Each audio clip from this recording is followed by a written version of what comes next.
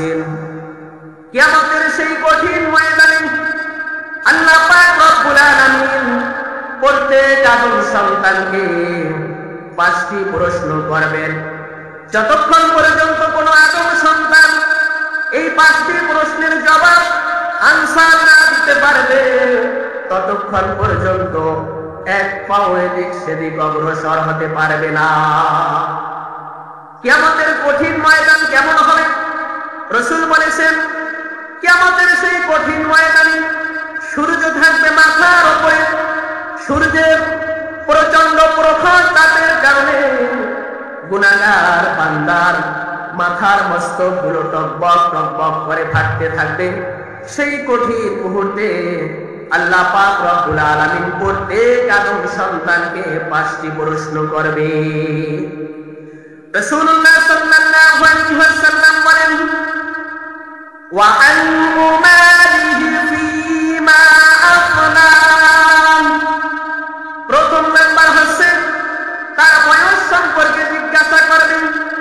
আমি যে তোমাকে বয়স দিয়েছি দীর্ঘ 30, 40, 50, 60, 70, 80 বছর পর্যন্ত একজন বান্দা বয়স পেয়ে থাকে, এই বয়সটা তুমি কোন কাজে ব্যয় করেছো? বান্দা তুমি হিসাব দিয়ে যাও। দ্বিতীয় নাম্বার প্রশ্ন করবেন ওয়া আন শাবাবিহি ফীমা আফনা। আমি যে তোমাকে যৌবন দিয়েছি, আমি যে তোমাকে দীর্ঘ 15 থেকে 40, 50, 60, 70 বছর পর্যন্ত যে যৌবনটা দিয়েছি এই যৌবনটা তুমি কোন কাজে ব্যয় করেছো? বান্দা হিসাব দিয়ে যাও। কঠিন প্রশ্ন হবে। তৃতীয় নাম্বার প্রশ্ন করবেন। রাসূল বলতেছেন ওয়া আন মালিহি মিন আইনা ইকতাসাবা। ও বান্দা তুমি যে মাল অর্জন করেছো, ধন সম্পদ টাকা পয়সা এগুলো তুমি কোথা থেকে অর্জন করেছো? কোন জায়গা থেকে এগুলো অর্জন করেছো? এগুলো হারাম নাকি হালাল? বান্দা তুমি আজকে কঠিন মুহূর্তে হিসাব দিয়ে যাও।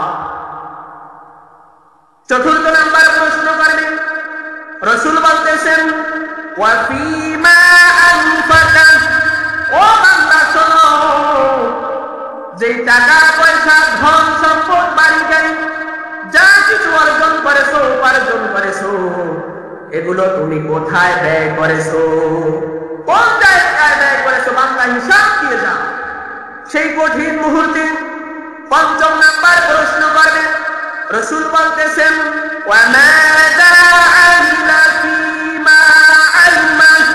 তুমি যে ইলম অর্জন করেছো, জ্ঞান অর্জন করেছো, নলেজ অর্জন করেছো, এই জ্ঞান অনুযায়ী এই ইলম অনুযায়ী তুমি আমল করছো কিনা?